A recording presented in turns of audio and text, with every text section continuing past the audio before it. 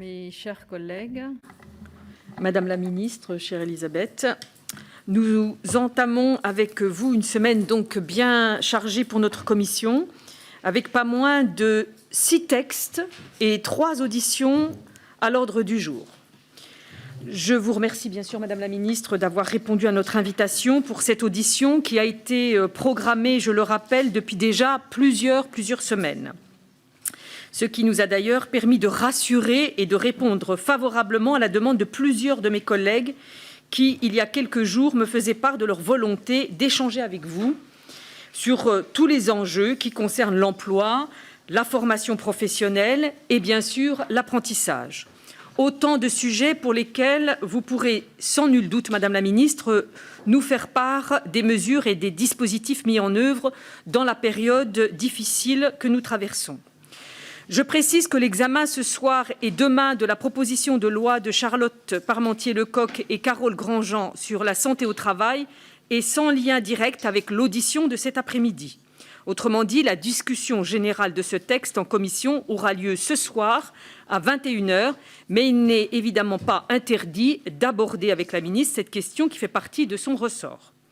Je souligne en outre que cette audition s'inscrit dans le cadre de la décision de la conférence des présidents du 12 janvier 2021, invitant toutes les commissions de notre Assemblée à se saisir, chacune dans leur domaine, des conséquences du Brexit.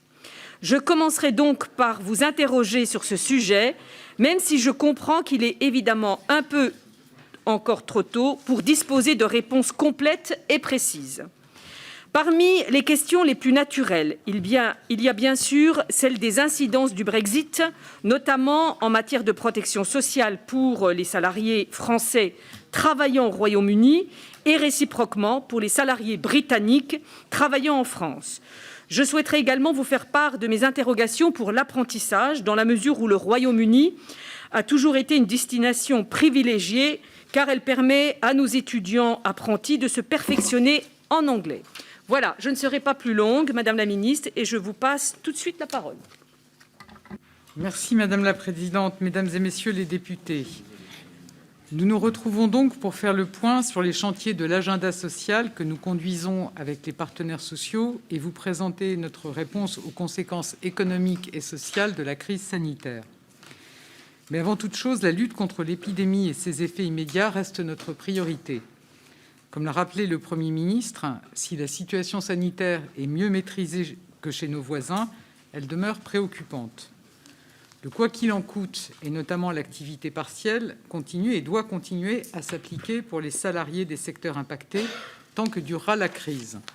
Et pour lutter contre l'épidémie, le télétravail reste un levier essentiel que nous avons souhaité encore renforcer en mobilisant et en responsabilisant l'ensemble des entreprises et des salariés qui peuvent télétravailler. Je suis consciente que c'est un gros effort qui est demandé aux chefs d'entreprise et à chaque salarié, mais comme toujours, le bon équilibre se définit dans le dialogue social au plus près du terrain. C'est pourquoi j'ai demandé à l'ensemble des organisations syndicales et patronales de se mobiliser pour que se tiennent sans délai des réunions des instances représentatives du personnel afin de trouver le meilleur équilibre en termes de télétravail. J'ai également demandé hier aux organisations syndicales et patronales des secteurs dans lesquels on observe une érosion plus forte du recours au télétravail depuis novembre de se mobiliser sans délai. Ces mesures qui visent à concilier la protection des emplois et la sécurité sanitaire s'inscrivent dans la continuité de notre action depuis le premier jour de la crise. Elles s'appuient sur la mobilisation de femmes et d'hommes dans les services de l'État et ses opérateurs côté public, mais aussi dans les services RH des entreprises côté privé.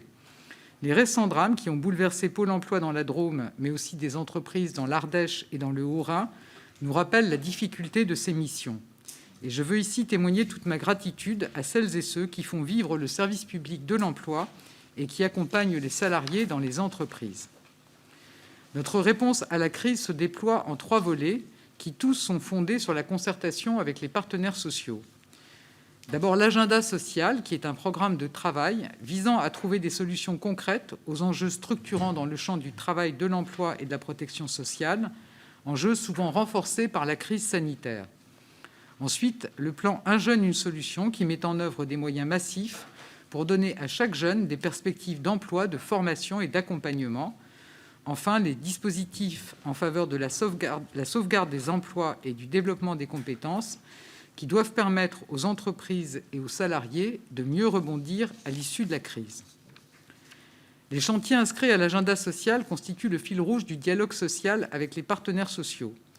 Je me félicite d'ailleurs de la conclusion en fin d'année dernière de 2 accords nationaux interprofessionnels, l'un portant sur le télétravail et l'autre sur la santé au travail. Comme vous l'avez dit, Madame la Présidente, votre commission va débuter l'examen de la proposition de loi renforçant la prévention en santé au travail, rapportée par Carole Grandjean et Charlotte Parmentier-Lecocq, qui vise à retranscrire cet accord dans la loi, ce qui, sur le plan parlementaire, est une première.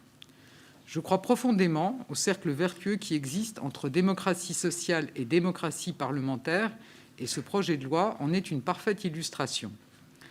L'agenda social permet de traiter les principaux enjeux en matière d'emploi, de droit du travail et de protection sociale que nous avons identifiés dès cet été avec les partenaires sociaux. Certains des chantiers ont un lien direct avec notre réponse à la crise.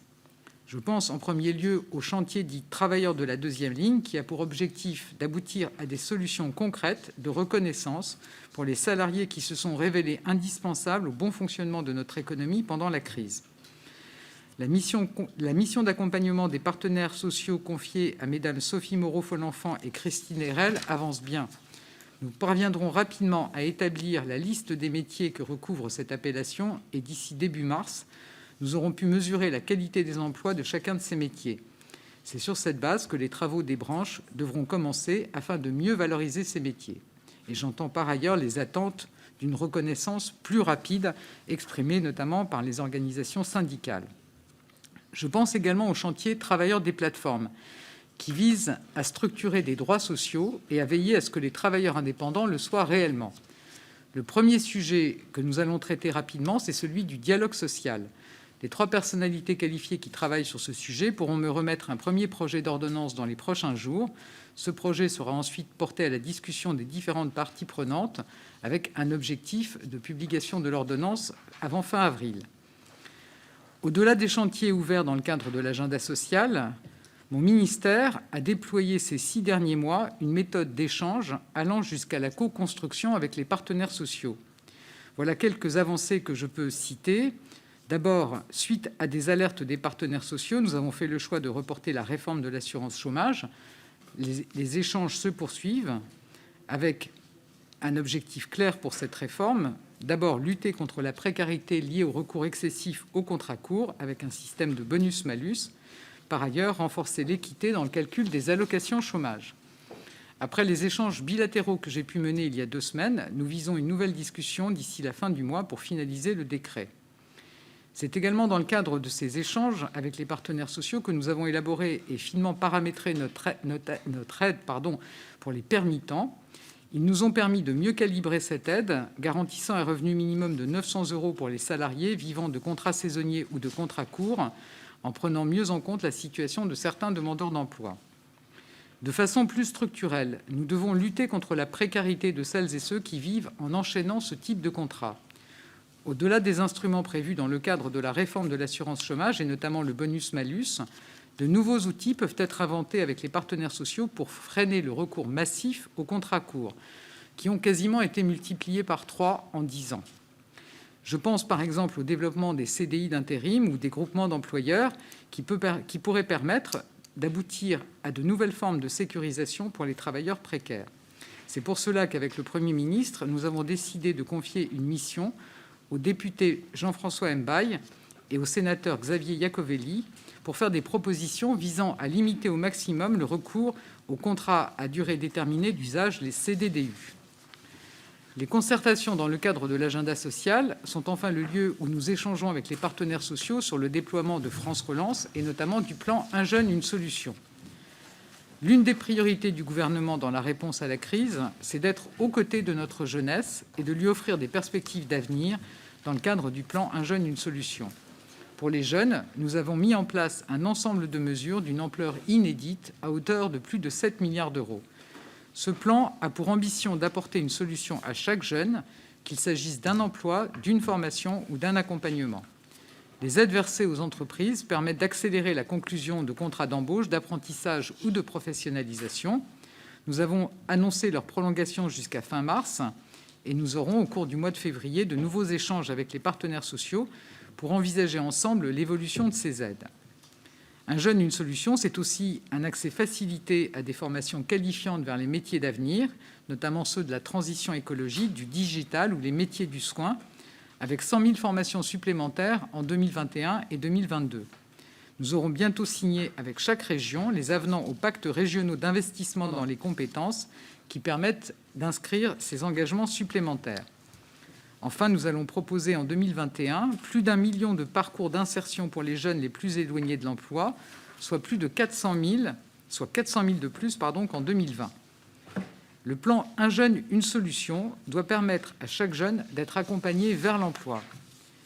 Grâce à la mobilisation des entreprises et des services de l'État et des collectivités, ce plan est en train de porter ses fruits. Près d'1,2 million de jeunes de moins de 26 ans ont été embauchés en CDI ou en CDD de plus de 3 mois entre août et décembre, soit presque autant qu'en 2018 et 2019, malgré le confinement et les incertitudes.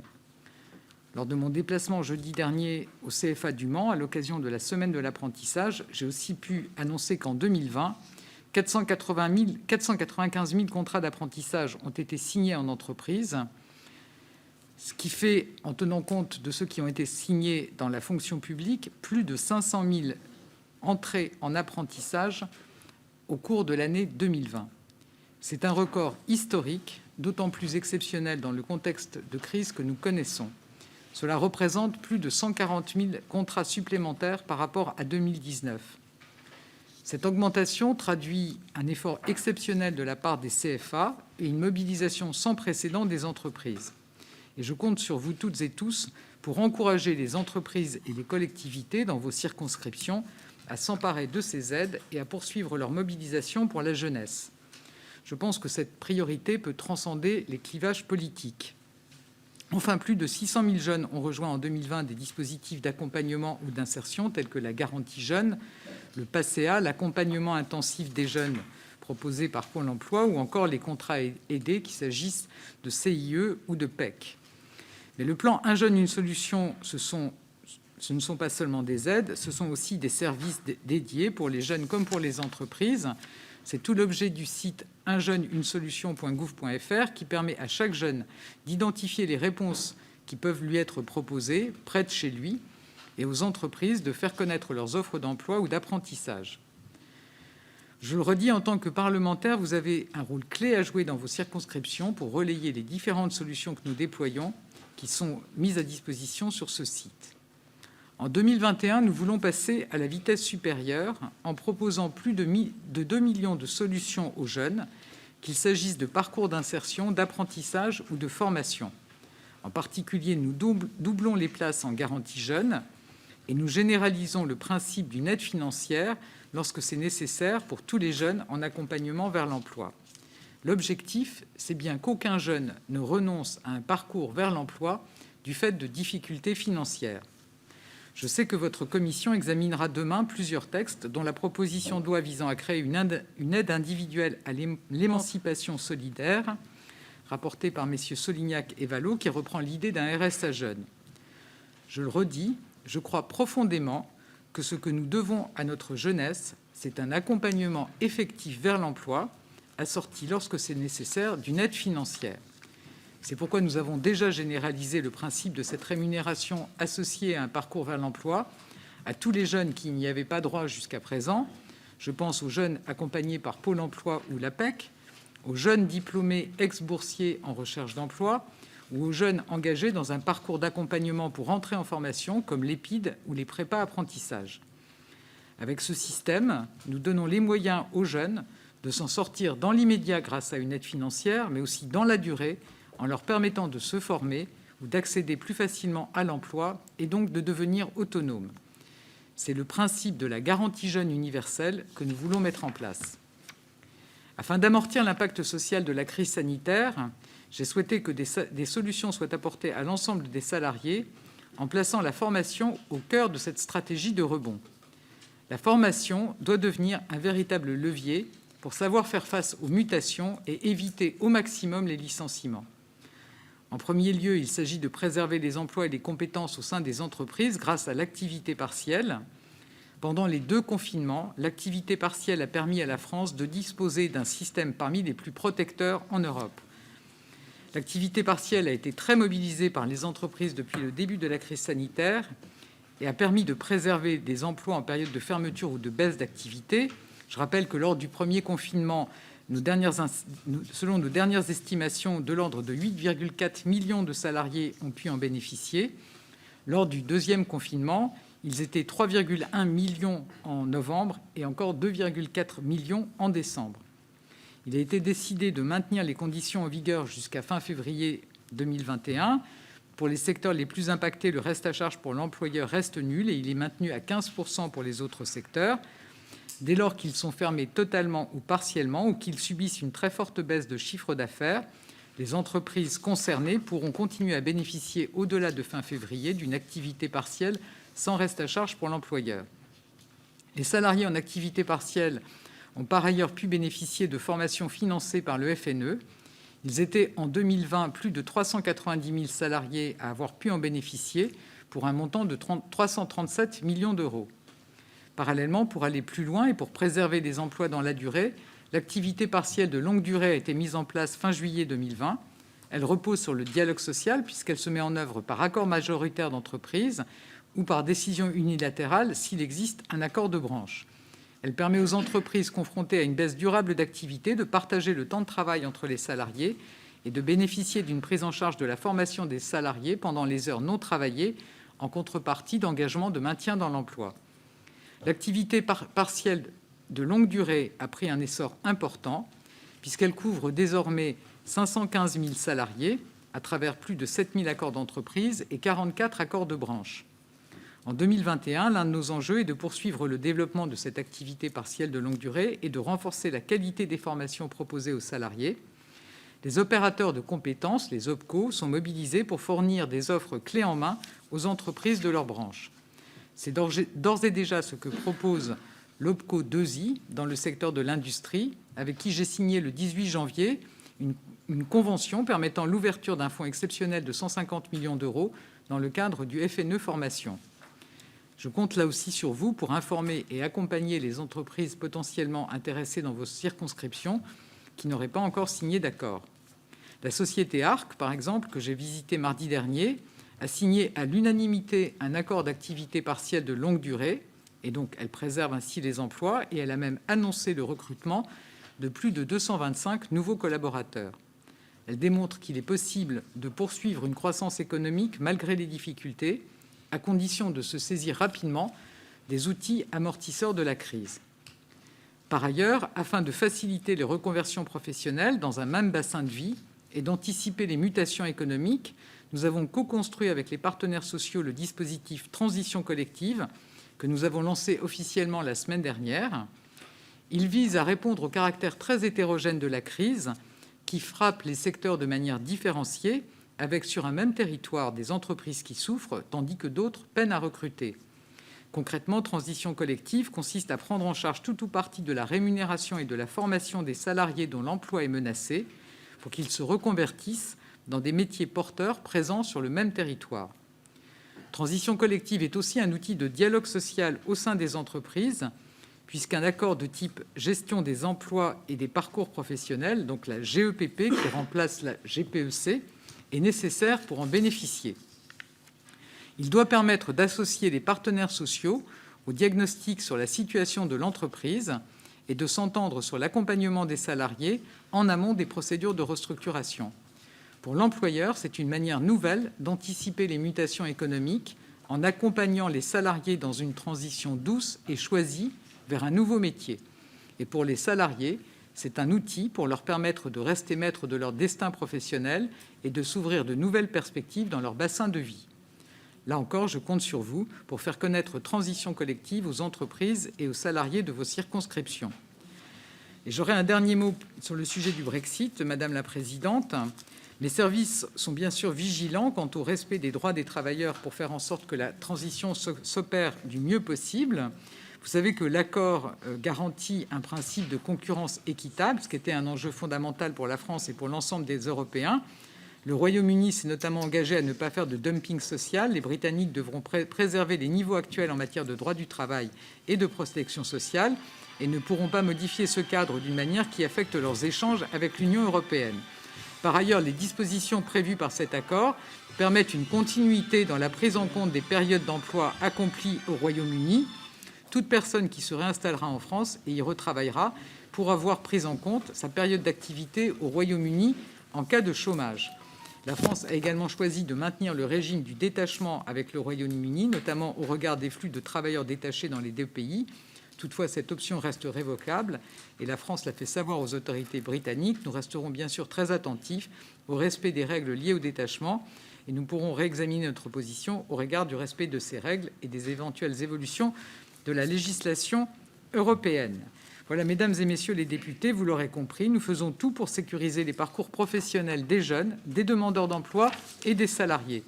L'agenda social, le plan Un jeune, une solution, les dispositifs d'accompagnement des mutations économiques visent tous à favoriser une insertion ou une transition professionnelle réussie et à lutter contre la précarité. Au-delà, je pense qu'il est indispensable que nous engagions collectivement une réflexion sur la sortie de crise. Grâce à la progression de notre stratégie vaccinale, je pense qu'il est raisonnable de commencer à lancer des chantiers de l'accompagnement qui sera nécessaire pour cette sortie. Ce sera l'un des objets de la conférence du dialogue social qui aura lieu en mars autour du Premier ministre. Par ailleurs, je serai de retour devant vous le 23 mars dans le cadre d'une audition commune avec la Commission des affaires européennes pour faire un tour d'horizon des sujets intéressant le ministère du Travail dans la perspective de la présidence française de l'Union européenne. Je vous remercie. Merci bien, Madame la Ministre. Nous allons passer donc maintenant aux orateurs de groupe et je passe tout de suite la parole à Didier Bécher pour La République En Marche.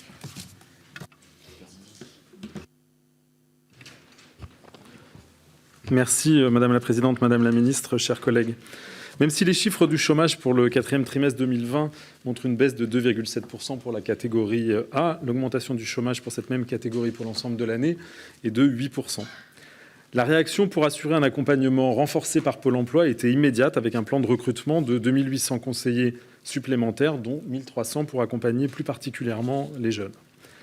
Grâce au dispositif d'activité partielle en fin d'année 2020, ce sont 2,4 millions de salariés qui ont été protégés du chômage. Le bouclier anti-licenciement fonctionne alors que la crise du Covid est aiguë. C'est dans cet objectif qu'a été co-construit avec les partenaires sociaux le nouveau dispositif de transition collective.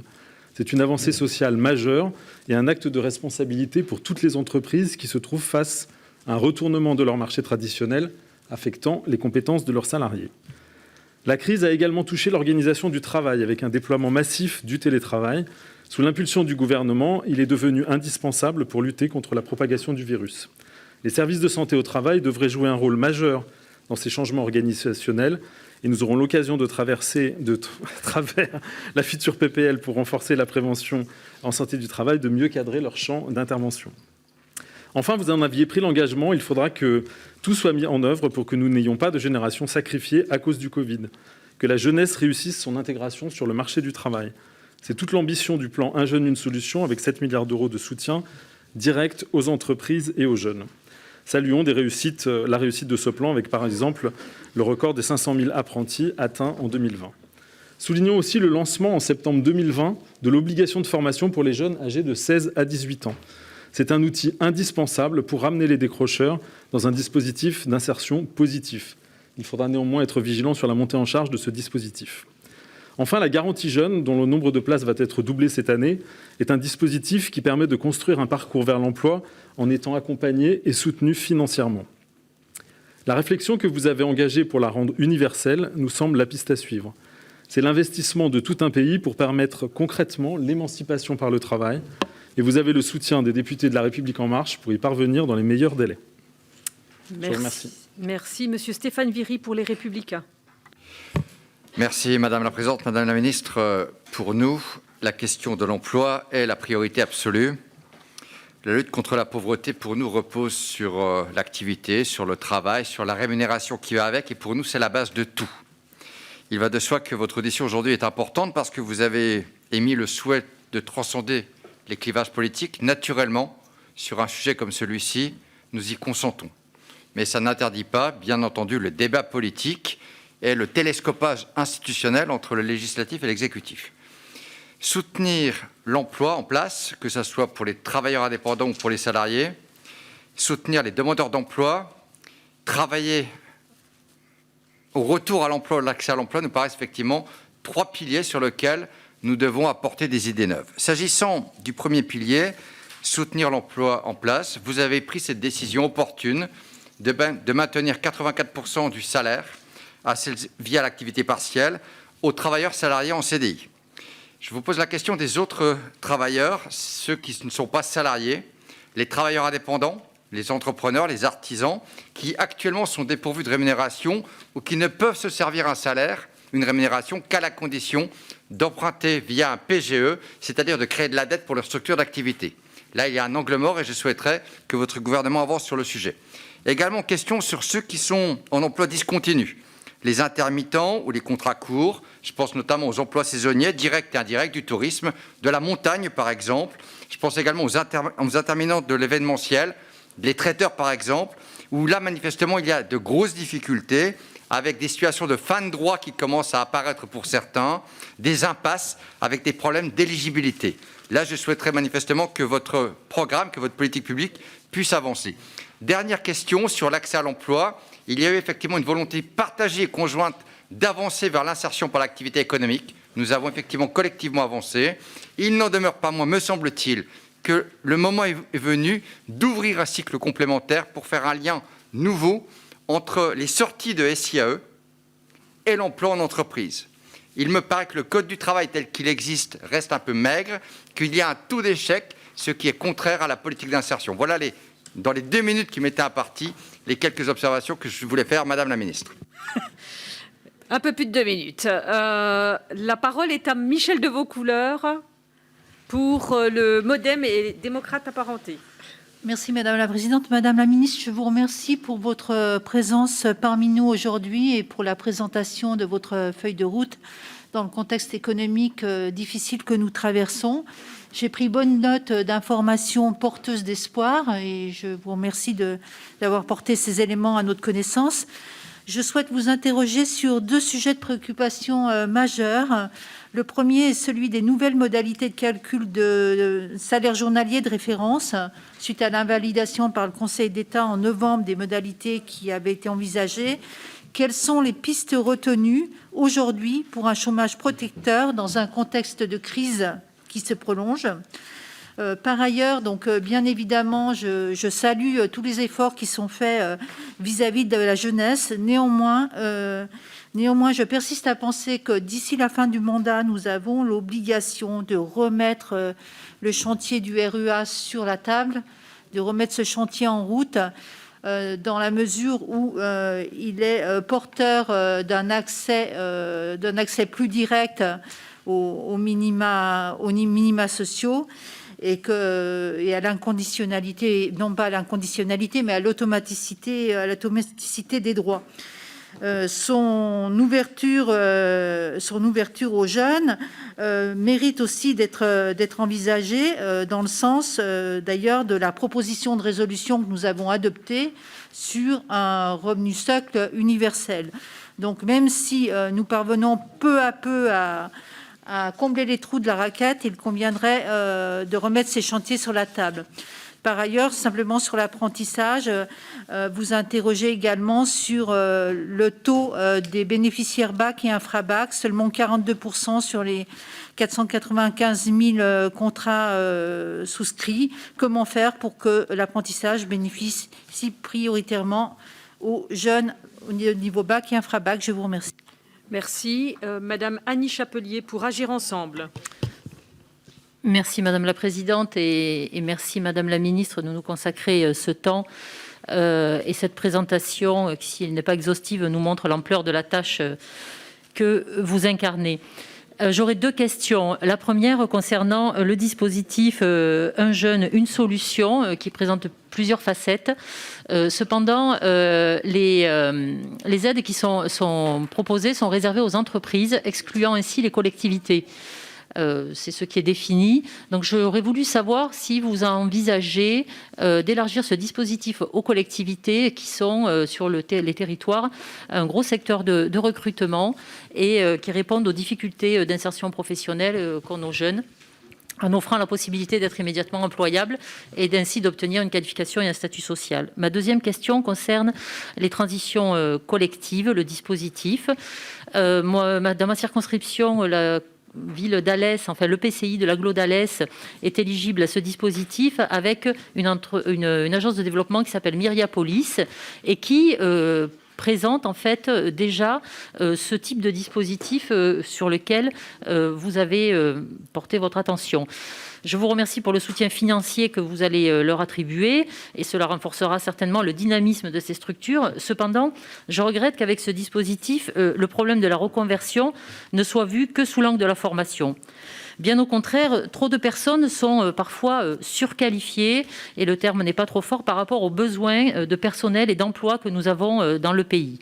Nous ne manquons pas de personnes formées, mais nous manquons d'une reconnaissance financière et sociale de ces métiers où l'on observe des tensions de recrutement. Le manque de considération et donc de rémunération fait lourdement perdre en attractivité ces emplois et sont la source des problèmes récurrents de recrutement. Autre point également très important, nous délaissons nos savoir-faire qui sont acquis par de longues expériences sur le terrain au profit de contrats moins coûteux, en particulier à travers l'intérim, de contrats à la semaine ou au mois. Ce choix de société fait qu'on se retrouve avec des emplois qui ne peuvent être qualifiés et surtout qui nous font perdre ce savoir-faire. Il nous faut réfléchir sur le temps long et permettre à ces métiers en tension de retrouver leur pleine reconnaissance.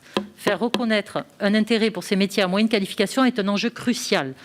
Aussi, j'aurais voulu vous demander de bien vouloir m'éclairer sur les travaux menés par le gouvernement pour une revalorisation de tous ces métiers à moyenne qualification. Je vous remercie.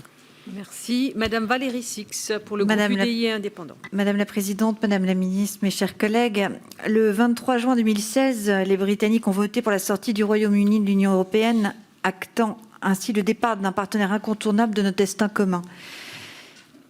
Nous ne pouvons que regretter cet événement qui s'est matérialisé par l'accord commercial négocié le 24 décembre 2020. Les premières conséquences du Brexit ne se feront pas attendre. C'est pourquoi il nous faut porter une attention particulière à nos quelques 300 000 compatriotes qui vivent actuellement en Royaume-Uni. S'il semble clair que l'ensemble des droits acquis avant et pendant la période transitoire continueront à s'appliquer, nous nous interrogeons sur les modifications qui pourraient intervenir en matière de droit de séjour et d'autorisation de travail. Cette situation est d'autant plus préoccupante que ceux de nos compatriotes pouvant justifier leur présence sur le sol britannique par l'occupation d'un emploi ne le pourront peut-être plus à l'avenir compte tenu de la dégradation de l'emploi sur fond de crise sanitaire. Le prix du visa, les démarches administratives supplémentaires restreindront considérablement les marges de manœuvre des Français désireux de se rendre au Royaume-Uni pour y travailler.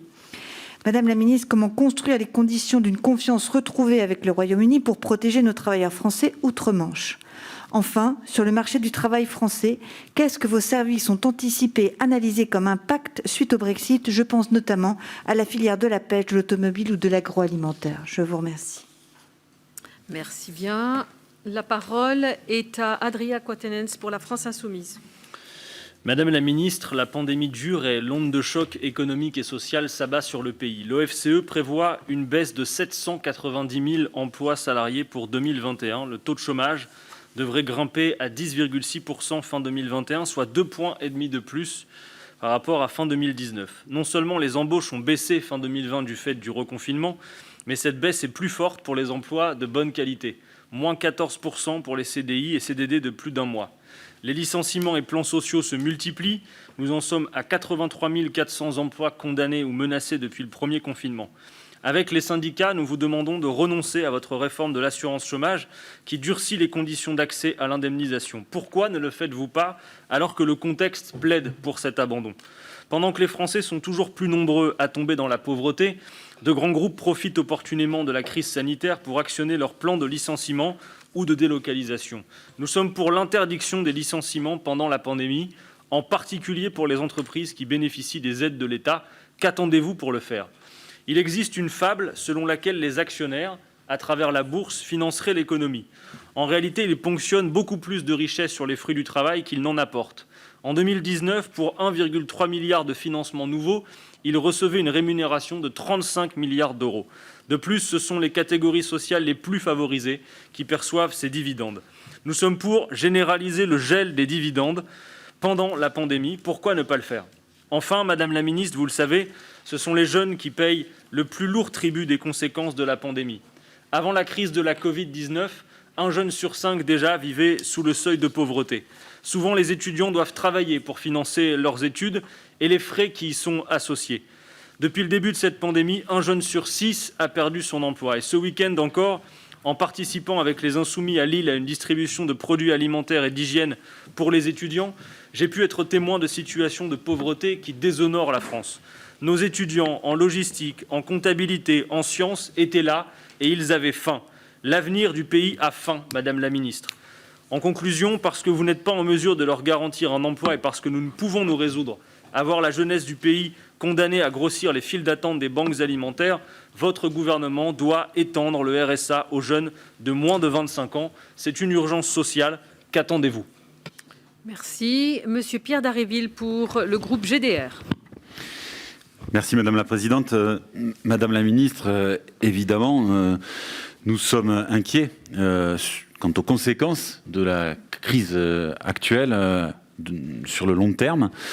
Nous voyons bien, par exemple, que la baisse de 11% du PIB de 2020 et le rebond moins haut qu'espéré en 2021 risquent d'avoir des conséquences graves. Et nous craignons que le plan de relance de 100 milliards d'euros soit désormais aujourd'hui un peu sous-calibré au regard des difficultés au-devant desquelles nous allons, notamment sur les volets de l'emploi et de la formation.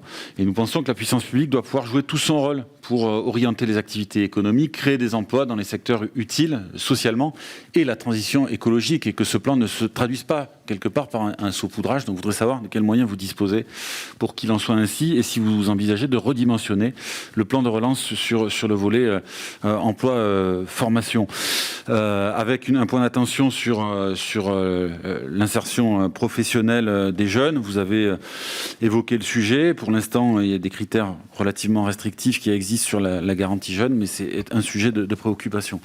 Sur l'activité partielle, nous pointons aussi la nécessité d'agir véritablement pour un maintien de salaire, parce que vu la durée dans laquelle nous sommes, ça devient difficile. Ensuite, il y a l'effet justificateur des plans sociaux. Je voudrais savoir quels moyens vous donnez pour contrôler que des entreprises qui touchent des aides publiques, qui versent des dividendes, n'en profitent pas par ailleurs indûment pour supprimer des postes. Je crois qu'il y a besoin de contrôle de ce point de vue-là. Enfin, Madame la Ministre, concernant l'assurance chômage, 360 000 emplois ont été détruits en 2020, 700 000 jeunes arrivent sur le marché du travail dans un contexte dégradé, donc il y a urgence à renforcer l'assurance chômage pour élargir les droits à l'indemnisation. Donc nous demandons effectivement que vous renonciez à la réforme qui avait été mise sur la table et qui avait été simplement partiellement suspendue. Le 25 novembre, le Conseil d'État a partiellement annulé cette réforme, des mesures qui allaient à l'encontre du principe d'égalité selon lui.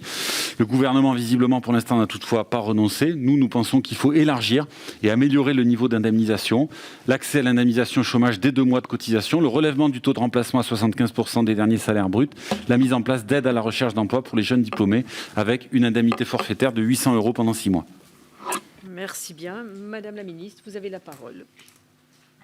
Merci. Peut-être pour répondre à Didier Bécher, je pense qu'effectivement, vous avez mentionné un dispositif que je n'ai pas cité, mais qui est très important, sur la mise en œuvre de l'obligation de formation des 16-18. C'est donc ce que nous avons lancé avec l'AFPA, qui je veux rendre hommage, sous l'intitulé « La promo 16-18 », et qui vise à accueillir précisément 35 000 jeunes décrocheurs âgés de 16 à 18 ans, en leur permettant d'abord de reprendre confiance en eux, de découvrir des métiers et de pouvoir se remobiliser, le cas échéant, pour reprendre des études, mais aussi se préparer à un emploi dans un secteur qu'ils auront pu découvrir. Moi, je trouve que, j'ai eu l'occasion de rencontrer à 2 reprises des jeunes qui sont engagés dans ce processus, la promo 16-18, et je pense que c'est vraiment frappant de voir d'abord ce qu'on a encore comme chemin à faire pour que nos jeunes soient bien informés des différents métiers vers lesquels ils peuvent s'orienter. Il y a une méconnaissance, par exemple, des métiers de l'industrie ou de l'artisanat qui peuvent tout à fait attirer des jeunes et qui ont des très belles perspectives. Et puis, à quel point c'est important de permettre à ces jeunes de se retrouver aussi avec d'autres jeunes qui peuvent rencontrer des difficultés. C'est aussi un des éléments qui peut leur permettre de reprendre confiance en eux-mêmes et donc de rebondir. Donc vraiment, je pense que moi, je vais suivre très attentivement la mise en œuvre de ce programme qui est donc l'une des facettes de la mise en œuvre de l'obligation de formation que vous avez votée, mais qui me semble vraiment très prometteur sur la capacité qu'on peut avoir quelque part de remettre en selle des jeunes qui avaient pu se retrouver en situation d'échec dans le système scolaire. Alors peut-être, je rebondis aussi sur ce que vous avez évoqué sur les chiffres du chômage et je répondrai aussi dans la foulée aux questions qui ont été soulevées sur la réforme de l'assurance chômage, que ce soit par messieurs Dharréville, Quatennens ou Madame Michel de Vaucouleurs. Je pense que c'est important de se dire que les dispositifs d'urgence et l'activité partielle ont jusqu'à présent largement amorti, atténué l'impact de la crise sur l'emploi. Je crois que ça a été dit, on a une augmentation de décembre 2019 à décembre 2020 de 290 000 chômeurs de catégorie A. C'est toujours 290 de trop, mais c'est de l'ordre de 8%. Je voudrais rappeler qu'en avril, on avait 1,1 million de demandeurs de catégorie A de plus, c'est-à-dire une augmentation de 30%. Et peut-être pour fixer les idées, entre septembre 2008 et septembre 2009, on avait une augmentation de 25% du nombre de demandeurs d'emploi de catégorie A. Donc bien évidemment, la crise est encore là et donc il faut être extrêmement vigilant, continuer à déployer des dispositifs pour protéger les emplois, l'activité partielle de longue durée, accompagner les salariés dans leur reconversion, accompagner les jeunes prioritairement. Mais je pense qu'on peut quand même se féliciter d'avoir pu atténuer de cette façon l'impact de la crise sanitaire sur l'emploi. Dans ce contexte, moi je considère que les deux objectifs que j'ai rappelés de la réforme de l'assurance chômage restent pertinents.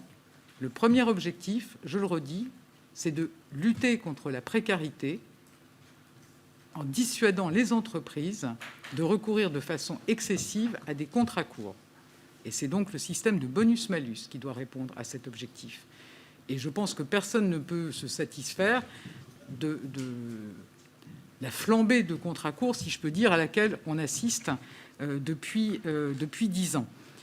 Et on voit bien que les personnes qui enchaînent en temps normal des contrats courts sont particulièrement pénalisées dans la crise, puisque, comme ça a été dit, en effet, ceux qui sont en CDI ou qui étaient en CDD long ont pu bénéficier de l'activité partielle, mais il y a tous ceux qui, en temps normal, entrent et sortent, si je peux dire, des entreprises, que ce soit sous forme d'intérim ou de contrats courts. Et je me tourne vers le député Stéphane Biry.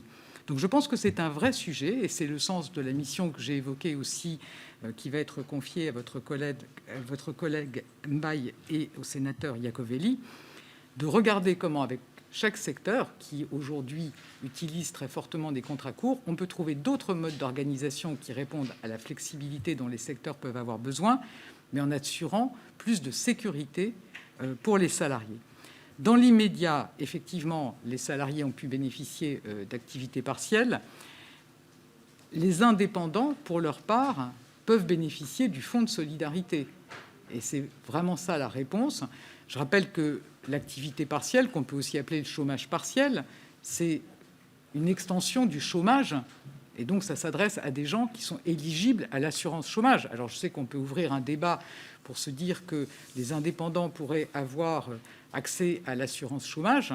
Du reste, nous avons ouvert la possibilité, dans ce quinquennat, de permettre aux indépendants qui souhaitent se reconvertir, qui notamment sont inscrits à Pôle emploi et qui veulent aller vers un statut de salarié, de bénéficier dans des conditions encadrées de l'assurance chômage. Moi, tous les échanges que je peux avoir avec les organisations qui les représentent, c'est qu'ils ne souhaitent pas avoir un statut aligné sur celui des salariés. C'est un choix d'être entrepreneur et donc c'est un autre choix d'être salarié. Mais je redis, pour les indépendants, et je ne dis pas, et vous savez qu'Alain Griset regarde très attentivement leur situation, que toutes les situations ont été prises en compte, mais pour eux, c'est le fonds de solidarité qui est amené qui doit répondre à leur situation. J'ai effectivement dérivé sur le sujet des indépendants et de la précarité mise en lumière par la crise quand on recourt de façon excessive aux contrats courts. Et c'est donc bien le premier objet de la réforme de l'assurance chômage, de lutter contre ce recours excessif aux contrats courts. La crise n'invalide pas cet objectif. Je pense que la crise n'invalide pas non plus le deuxième objectif, qui est d'assurer plus d'équité entre les demandeurs d'emploi. Je pense qu'il est difficilement compréhensible qu'un salarié qui travaille à mi-temps tous les jours ait une allocation chômage qui soit la moitié de celui d'un salarié qui travaille à temps plein un jour sur deux. Les deux ont travaillé le même nombre d'heures. Je ne vois pas comment on peut expliquer que l'un a une allocation chômage qui est la moitié de celle de celui qui a travaillé un jour sur deux à temps plein. Donc je pense aussi que cette réforme du SGR reste pertinente.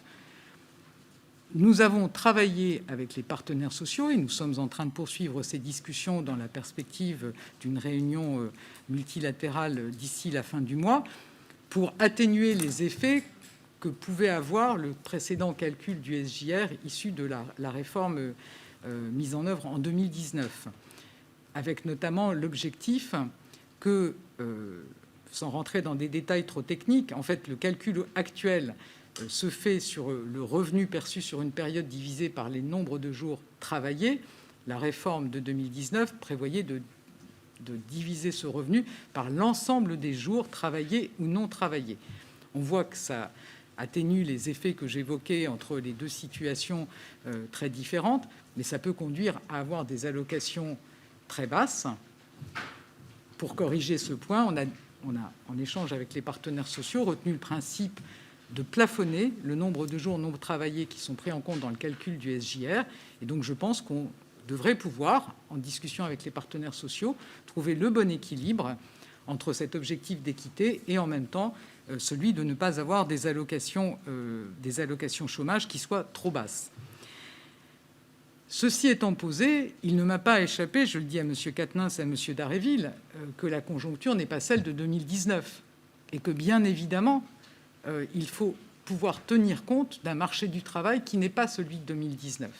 Donc moi, j'ai proposé aux partenaires sociaux, et je pense que c'est un point qui a l'air de retenir leur attention, que ces paramètres, les paramètres de l'assurance chômage, que ce soit les périodes d'éligibilité, par exemple, les périodes de dégressivité, tiennent compte de la situation du marché de l'emploi.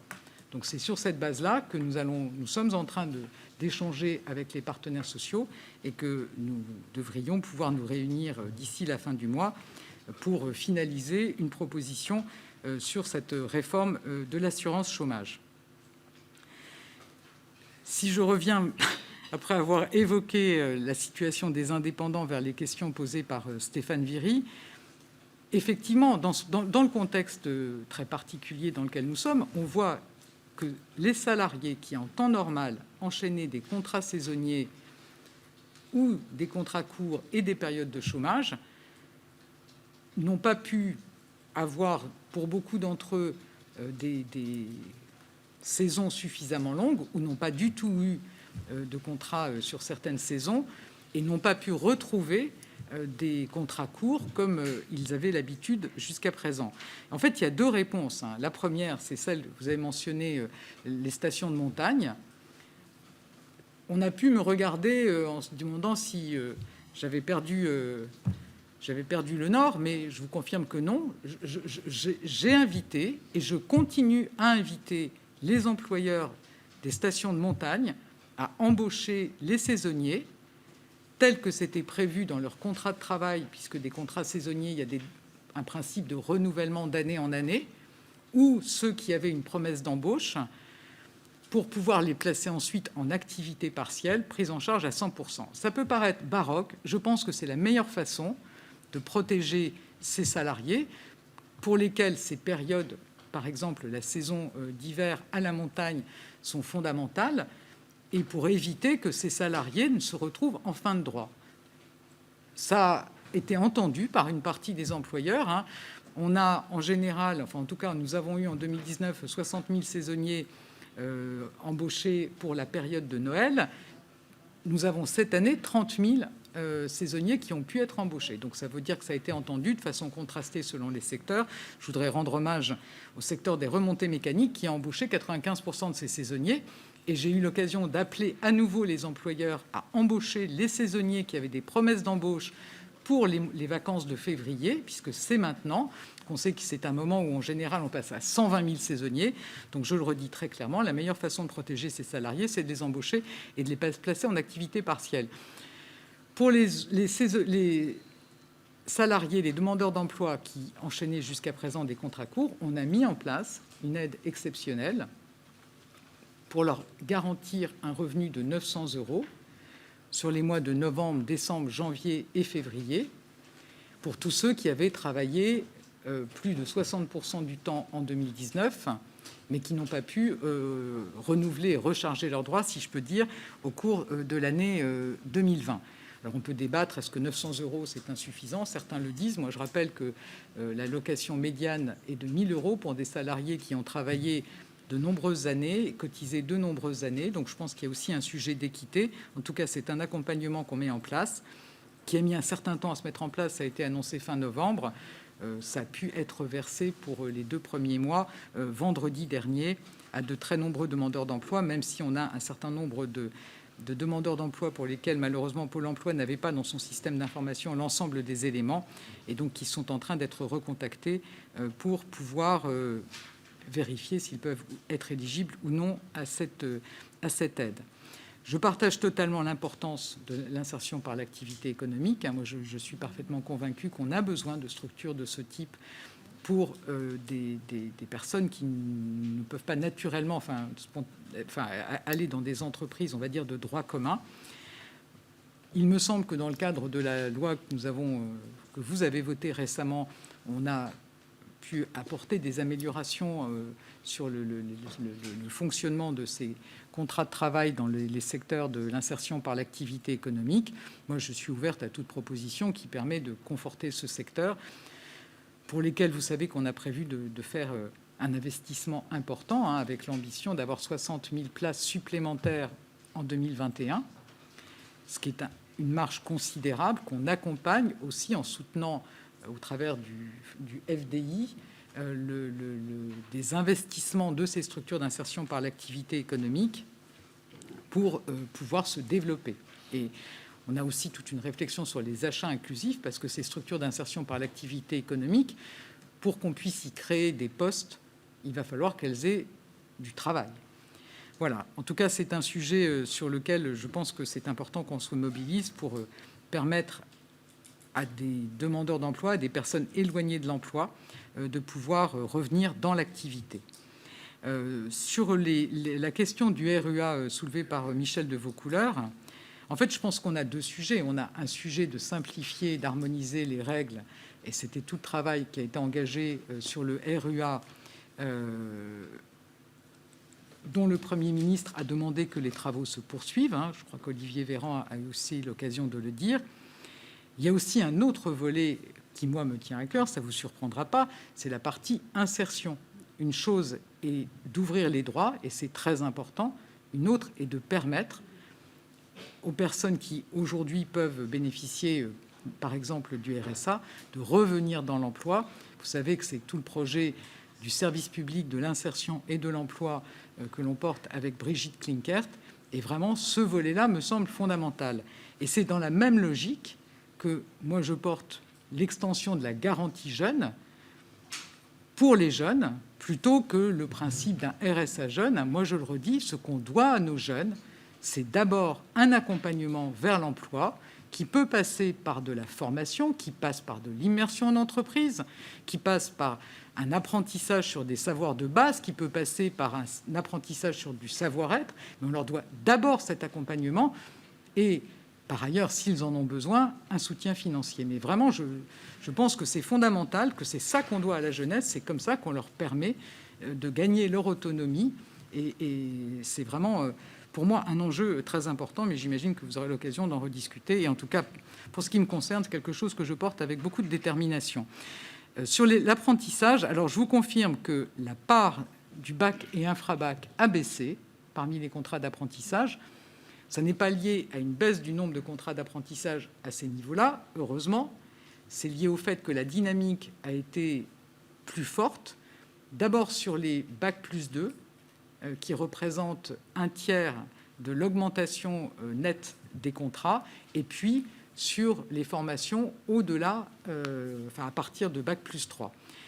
Pour moi, c'est quelque chose qui mérite notre attention, et puisqu'on va devoir réfléchir à la façon dont on accompagne une rentrée de l'apprentissage en 2021 tout aussi positive que celle qu'on a eue en 2020, je pense que ça doit nous faire réfléchir sur la façon dont on encourage encore plus les recrutements pour les contrats d'apprentissage pour ces niveaux bac et infrabac sur un certain nombre de métiers, notamment pour lesquels l'apprentissage est la seule voie d'accès. Je discutais ce matin avec les branches du secteur du BTP. Moi, je pense que, par exemple, dans ces métiers-là, on doit faire plus. Et on doit faire plus, certainement, sur les métiers de l'artisanat. En tout cas, moi, j'aurais une attention particulière sur ces diplômes bac, infrabac, voire bac+2.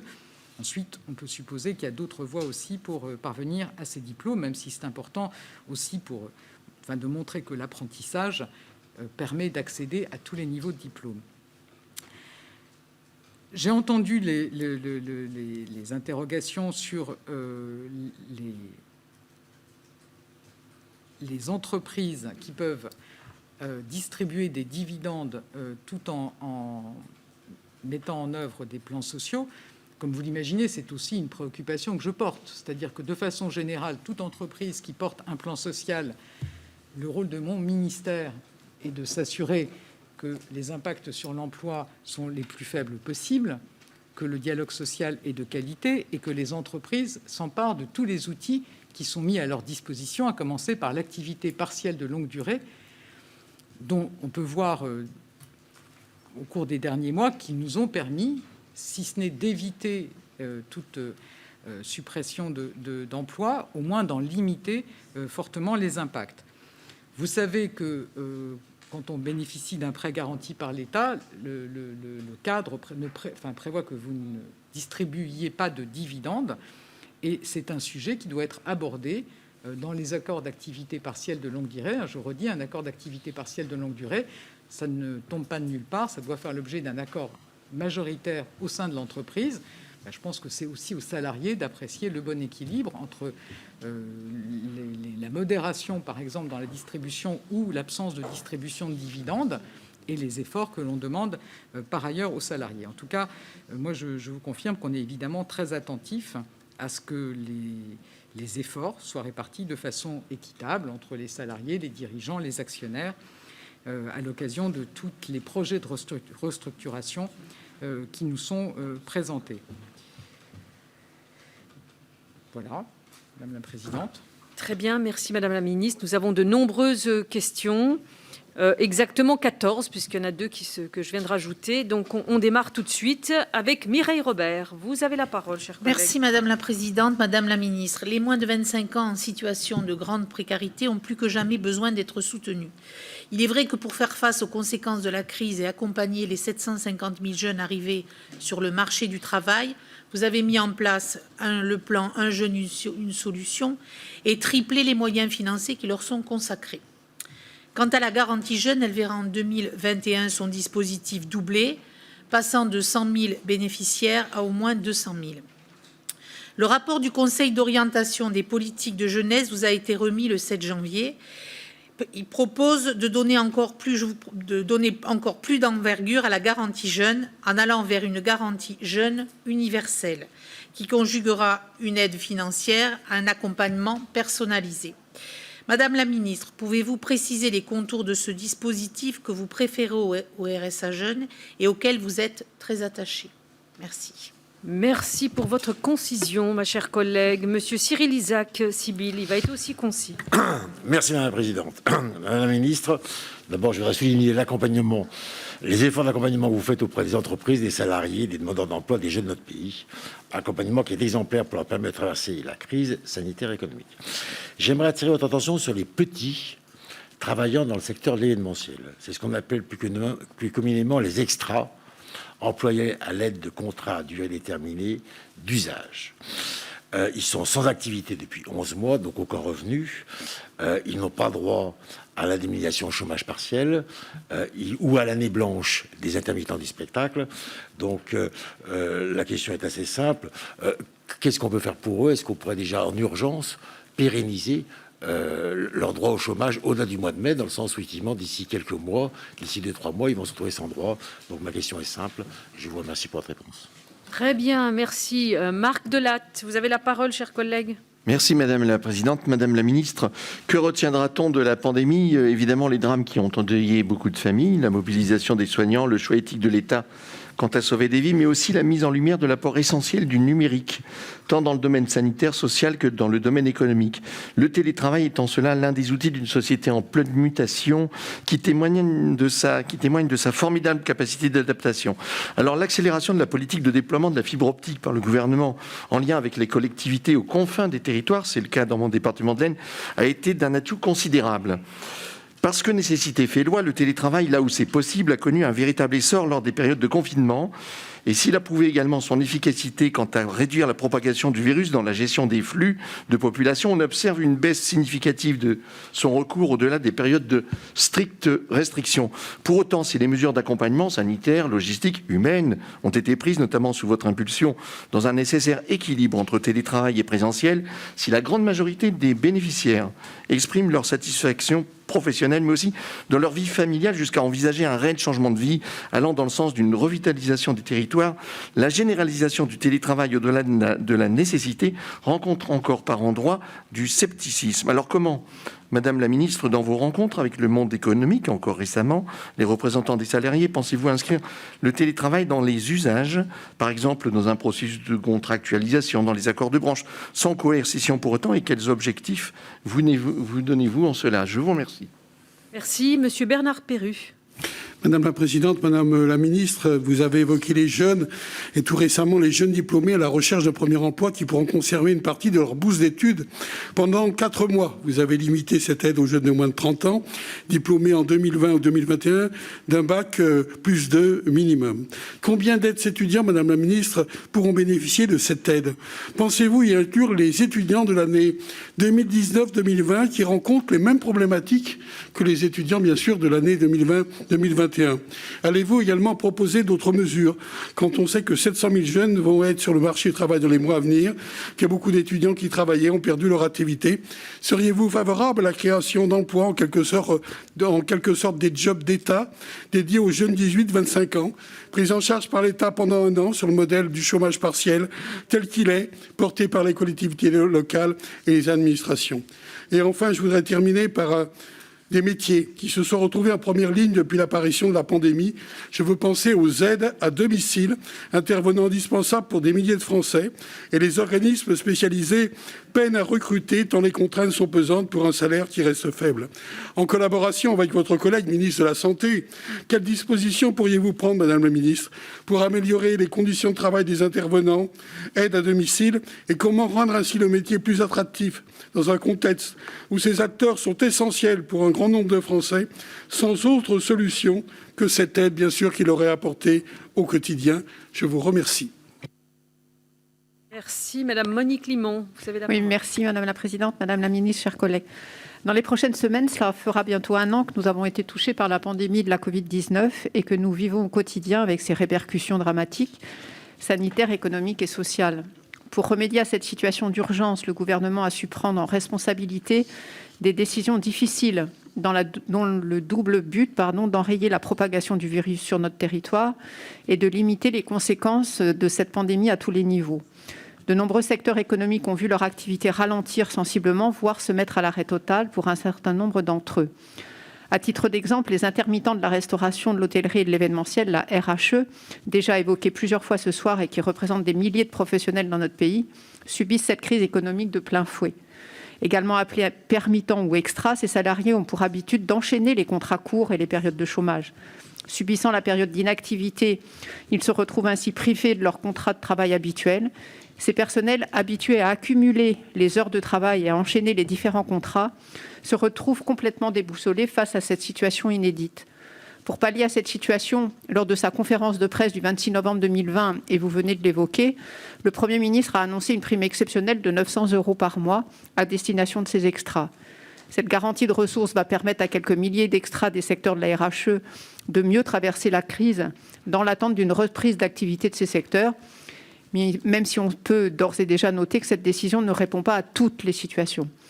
Madame la ministre, pour aller au-delà de l'aide ponctuelle que vous proposez, comment protéger davantage et de manière durable, au-delà de la crise de la Covid-19, ces salariés au statut spécial qui alternent sans discontinuer contrat à durée déterminée d'usage et période de chômage? Je vous remercie. Merci bien. La parole est à Nicolas Turquois. Merci Madame la Présidente. Madame la Ministre, je crois que je vais être la troisième intervention à suivre entre mon collègue Isaac Sibyl et Monique Limon sur ce même sujet, mais je crois qu'il y a une confusion sur les profils de ceux qu'on appelle les extras. Il y a effectivement les extras qui, en province, viennent donner un coup de main aux restaurateurs pour un mariage, pour un repas de chasse, et qui font ça de façon très ponctuelle. Mais il y a des vrais professionnels des extras qui enchaînent, et j'en ai rencontré qui travaillaient en région parisienne, qui enchaînent parfois 2 CDDU par jour parce qu'ils ont un carnet d'adresses bien rempli et qui sont soit dans la restauration, soit dans l'accueil, soit dans la sécurité et qui se retrouvent avec une perte de revenus qui va être très conséquente. J'ai vu la personne que j'ai rencontrée avait même dû quitter son logement pour ne pas pouvoir faire face à ses charges et à qui, quand on propose 900 € au titre des précaires, se sent presque blessé par le mot qu'on utilise derrière elle. C'est un vrai choix de vie. Et donc, je crois que s'il y a autant de députés qui interviennent, je crois que ça recouvre une diversité plus large. Je dirais, il y a pas... Je comprends l'ampleur des situations auxquelles vous êtes confrontés. Je veux saluer le travail que vous faites avec votre ministère. Mais je crois qu'il y a une situation spécifique des gens qui sont devenus des professionnels et que c'est un choix de vie. Ce ne sont pas des précaires. Ils ont fait ce choix d'enchaîner ces contrats-là. Et donc, je crois qu'il faudra avoir une réponse particulière. Leur droit au chômage s'arrête souvent fin mai ou début juin. Et il faudra avoir une réponse adaptée à leur situation. Merci.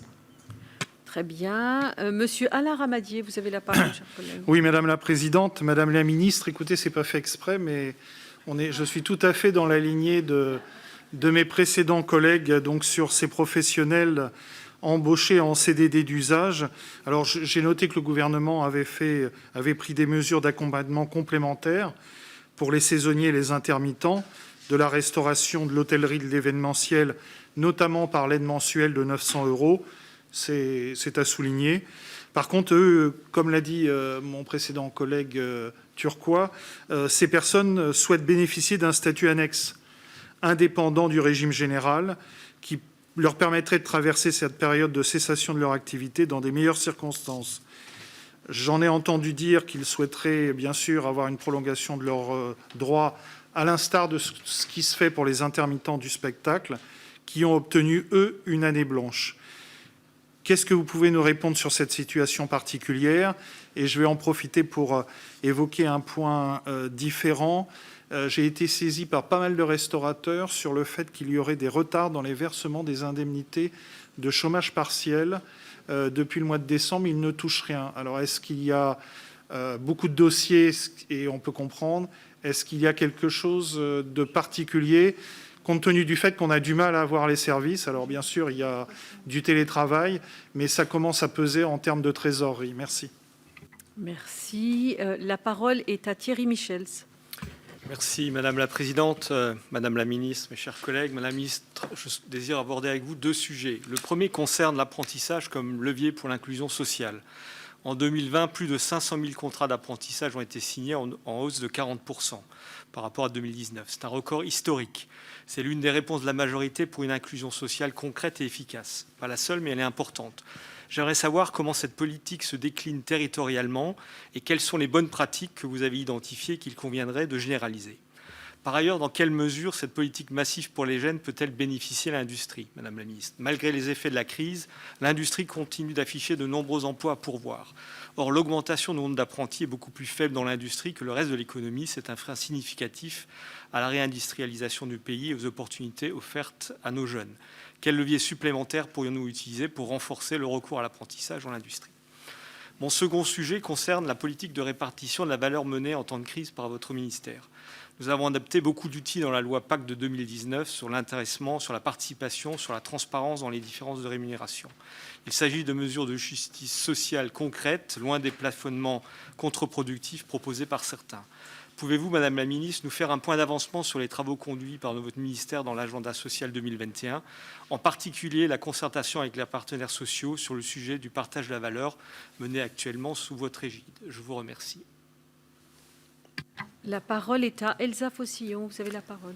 Merci Madame la Présidente. Madame la Ministre, si nous sommes si nombreux aujourd'hui à vous interroger sur la question des intermittents et intermittentes de l'emploi, c'est certainement parce que le fait qu'ils soient les grands oubliés des mesures d'urgence constitue une injustice et je dirais par-delà les clivages partisans qui nous animent bien des fois. Nous avons collectivement, vous avez accordé une année blanche aux intermittents du spectacle et c'était nécessaire. Pourquoi ne pas l'accorder aux autres salariés intermittents alors qu'ils sont également empêchés de travailler? Ils se ressentent comme des non-essentiels parmi les non-essentiels. Vous avez accordé, parce qu'il est le fruit de cotisations, 84% du salaire via le chômage partiel aux travailleurs en CDI. Ne pourrait-on pas indemniser les salariés, les intermittents de l'emploi, d'une aide équivalente, comme le suggèrent d'ailleurs des PPL venant de votre majorité, mais je vois que vous leur avez confié d'autres missions, refusant dans la majorité d'examiner la proposition de loi faite par Jean-François Mbaye, qui, sous le coup d'amendements venant de tous les bancs, aurait, je pense, pu être une solution que nous aurions complété. Je crois qu'on ne peut pas répondre à ces millions de salariés dont l'emploi est par nature intermittent ou à ces millions de chômeurs incités depuis des décennies à accepter n'importe quel petit boulot par un déni de droit à l'assurance chômage. Sinon, évidemment, le risque, c'est une détresse et une pauvreté encore plus grande dans notre pays. Mais je veux insister parce que vous dites limiter les contrats courts. Si nous n'aidons pas ces personnes pour qui l'idée des contrats courts, c'est la norme. C'est la norme parce que, je parle de ceux-là, pas ceux qui subissent la précarité. Quand vous êtes guide conférencier, vous ne serez pas en CDI. Vous ne pouvez pas donner cet horizon aux guides conférenciers ou aux guides conférencières. Et si vous ne répondez pas par des mesures spécifiques, eh bien, vous les plongez vers une ubérisation et ce sera le seul horizon pour elles et pour eux. Très bien. La parole est à Catherine Fabre. Merci Madame la Présidente.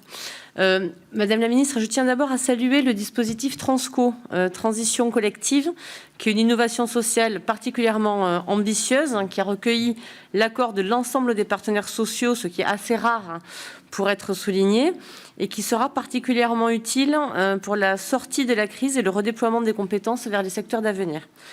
Ceci étant dit, je vais maintenant vous interroger sur l'apprentissage. On l'a dit, l'année 2020 confirme un envol historique. On a passé la barre des 500 000 apprentis, en hausse de 40% par rapport à l'année 2019, qui était déjà en hausse de 19% par rapport à l'année précédente. Nous pouvons vraiment nous réjouir de ces résultats quand on sait que 84% des apprentis trouvent un emploi dans les 6 mois qui suivent leur formation. Ces bons résultats témoignent aussi d'un changement de regard sur l'apprentissage qui a trop souvent été sous-estimé par le passé. Peu de jeunes, notamment, ont conscience des perspectives qu'offre l'apprentissage pour l'entrepreneuriat, dans la mesure où de très nombreux chefs d'entreprise prévoient de partir à la retraite dans les 10 prochaines années et n'ont pas de repreneur. Vous disiez vouloir en faire plus pour les formations bac et infra-bac, dans le bâtiment ou l'artisanat notamment. Pensez-vous que ces perspectives de reprise d'entreprise peuvent être une piste de valorisation de ces diplômes ? Nous devons aussi cette réussite au dispositif massif mis en place par votre ministère pour faire face à la crise, avec un jeune, une solution. Je voudrais vous interroger à ce sujet. Nous avons, avec raison, introduit plus de souplesse face à la crise, en permettant aux jeunes de s'inscrire en apprentissage et de prendre 6 mois au lieu de 3 pour trouver une entreprise.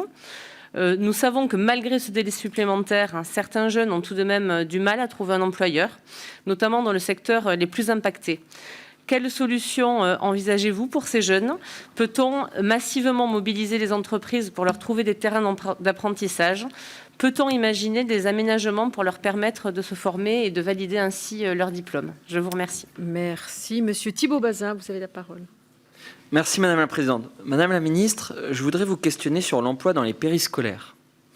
J'ai pu échanger récemment dans ma circonscription avec une équipe de familles rurales œuvrant à Ars-sur-Meurthe. Permettez-moi de vous relayer ce soir leurs constats et leurs questionnements légitimes.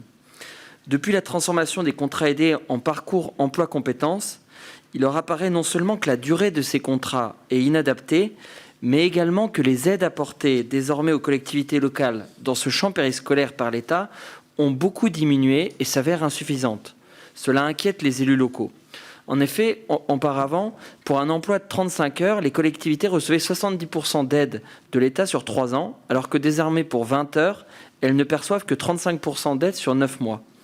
Cette réduction du temps est très préjudiciable, car elle pénalise la répartition du travail entre les salariés et rend difficile la formation pour les bénéficiaires, mais également l'organisation annuelle pour ces structures.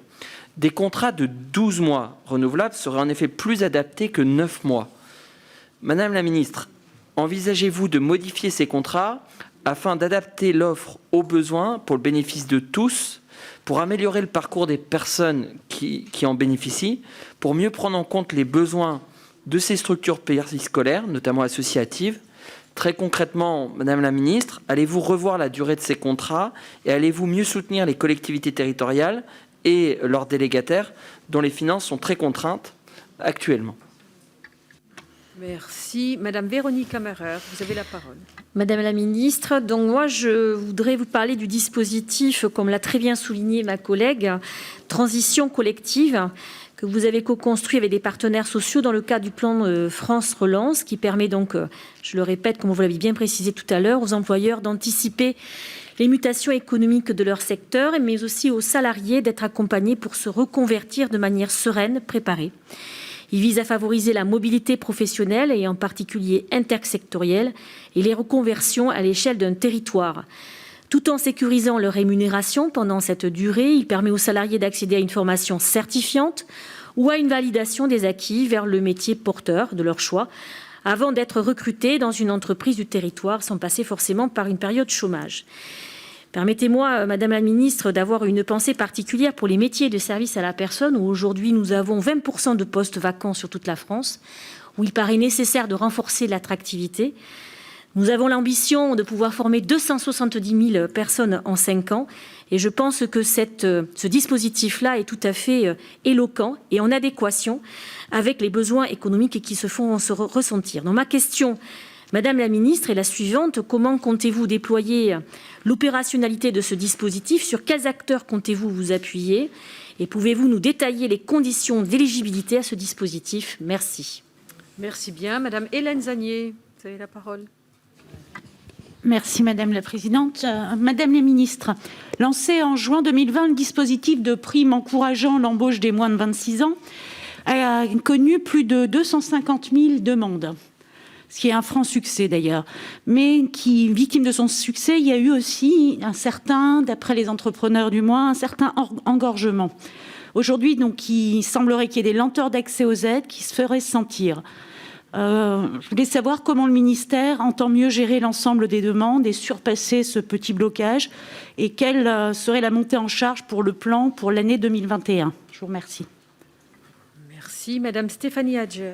Oui, merci Madame la Présidente, Madame la Ministre, mes chers collègues. Alors, au début du mois de février, vous avez annoncé que près d'1,2 million de jeunes de moins de 26 ans avaient signé un contrat en CDD de plus de 3 mois ou en CDI, soit un nombre équivalent à celui des années précédentes.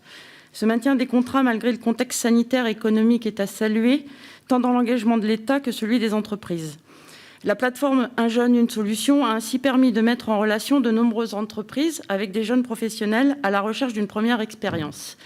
J'aurais souhaité savoir si vous aviez des éléments plus spécifiques concernant les jeunes dans nos territoires ultramarins, dans la mesure où, comme vous le savez, dans nos territoires ultramarins, les premiers emplois ont été lourdement impactés par la disparition des activités liées au tourisme. Je vous remercie.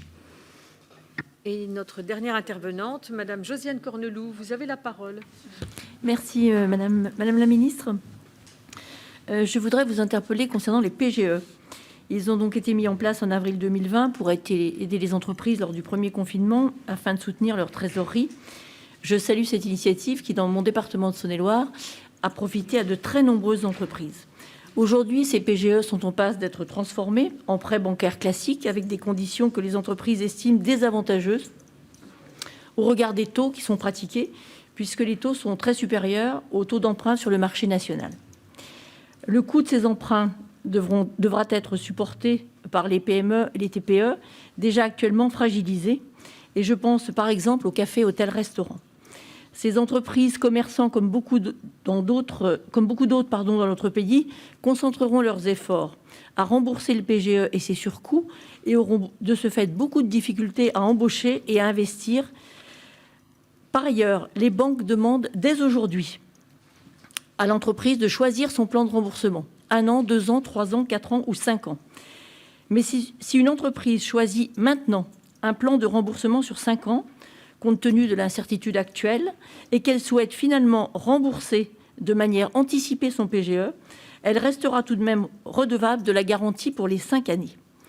Il serait, je pense, préférable que les entreprises puissent choisir le plan de remboursement à l'issue du délai de report de 12 mois, soit en mars 2022. Si l'on veut que les entreprises, artisans, commerçants soient un vrai levier pour l'emploi, il me semble important de lever ces difficultés. Je vous remercie. Merci bien. Mais écoutez, Madame la Ministre, après toutes ces questions concises et précises, je vous laisse la parole.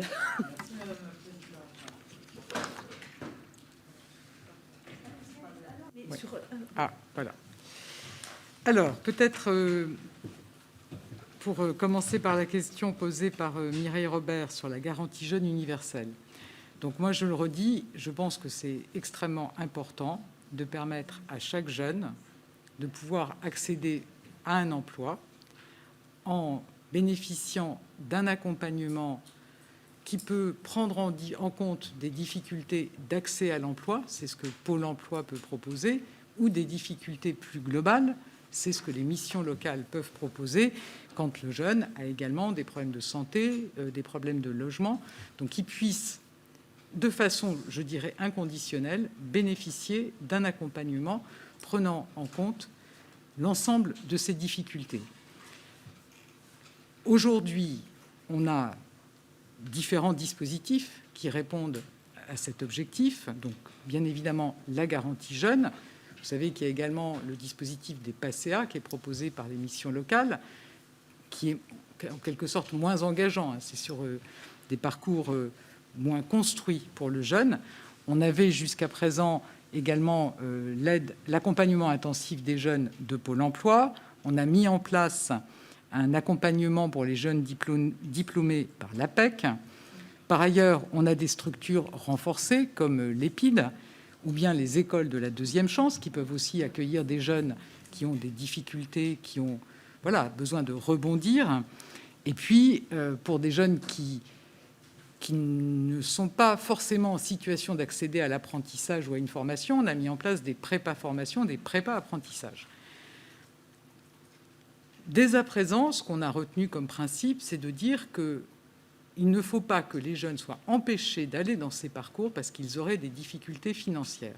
Donc, d'une part, on a revalorisé à 500 € la rémunération des stagiaires de la formation professionnelle, et d'autre part, on a veillé à ce que dans tous les dispositifs que je viens de mentionner, le jeune puisse bénéficier d'une rémunération jusqu'à 500 € s'il en a besoin. Mais tout ça est plutôt un assemblage de dispositifs qu'une réponse universelle, si je peux dire. Et je pense que pour sécuriser le parcours du jeune, avec l'ambition qu'il puisse avoir des périodes d'accompagnement, qu'il puisse, le cas échéant, entrer dans une formation, mais s'il n'a pas trouvé un emploi en sortant de sa formation, qu'il puisse à nouveau être pris en charge, on a à reconfigurer, si je peux dire, l'ensemble de ces dispositifs pour assurer la capacité à offrir aux jeunes un accompagnement sans couture pour que tout jeune qui pousse la porte de la mission locale, de Pôle emploi, de l'APEC, soit accompagné jusqu'à ce qu'il ait trouvé un emploi. On a un certain nombre aussi de remarques, de limites qui ont été pointées par le COJ sur la garantie jeune, d'abord sur une complexité administrative importante. Je pense qu'on gagnerait beaucoup à ce que les agents des missions, les salariés des missions locales mettent moins de temps à remplir des CERFA et puissent davantage se consacrer à l'accompagnement des jeunes. Donc voilà, on a tout ce travail sur lequel nous sommes engagés avec l'objectif finalement d'avoir une réponse simple pour le jeune. On a droit à être accompagné jusqu'à ce qu'on accède à l'emploi. Et c'est vraiment ça l'objectif de la garantie jeune universelle sur lequel nous sommes en train de travailler. Et je pense que c'est un projet important pour donner de l'espoir à tous nos jeunes sur le fait qu'on ne les laisse pas tomber. Et je pense qu'on aura l'occasion d'en reparler. Alors, j'ai entendu les nombreuses questions sur les extras qui peuvent renvoyer à des profils différents, de l'événementiel, les guides conférenciers. Ce que je voudrais peut-être souligner, c'est j'ai évoqué le fait qu'on a une explosion des contrats courts au cours des 10 dernières années. Moi, je ne pense pas que ce soit un modèle qu'il faut encourager. Je ne pense pas que ce soit un modèle qu'il faut encourager, parce que vous voyez, quand on a travaillé avec Pôle emploi pour regarder qui étaient les salariés qui, par le passé, enchaînaient des CDD courts et des périodes de chômage, on se rend compte que ce modèle de super flexibilité est en train de s'étendre à tous les secteurs. Donc, moi, je pense que ça serait une très mauvaise réponse de conforter un modèle d'extrême précarité qui n'est peut-être pas vécu comme ça par certains. Moi, je vous dis d'abord que ce modèle fait école et que ça ne me semble pas une bonne chose, et que par ailleurs, le principe de considérer qu'on a une partie de ses revenus tirés de son activité, complétée, comme me disait l'un d'eux, d'assurance chômage, pose des vraies questions. Pose une vraie question. Moi, j'ai discuté, comme vous tous, avec des extras, dont un qui m'expliquait, moi, je fais un boulot formidable, je travaille 1000 heures par an, je rappelle que c'est 1607 heures habituellement, et je complète ma rémunération par l'allocation chômage. Ça pose quand même des questions, vous voyez. Et je ne pense pas du tout qu'il faille conforter ce modèle. Je pense qu'on peut avoir une sécurisation, enfin, à la fois, oui, une sécurisation pour les salariés. Moi, je ne vois pas pourquoi, quand on travaille, par exemple, toutes les fins de semaine, on ne peut pas avoir un CDI avec un temps de travail annualisé. Avoir un CDI, ça a aussi beaucoup d'avantages. Mais effectivement, c'est un autre modèle. Et c'est ce qu'il me semble important de pousser. Voilà, donc une fois que j'ai dit ça, on a bien conscience qu'il faut répondre à des difficultés immédiates. C'est pour ça qu'on a mis en place cette aide qui permet d'assurer une rémunération de 900 €.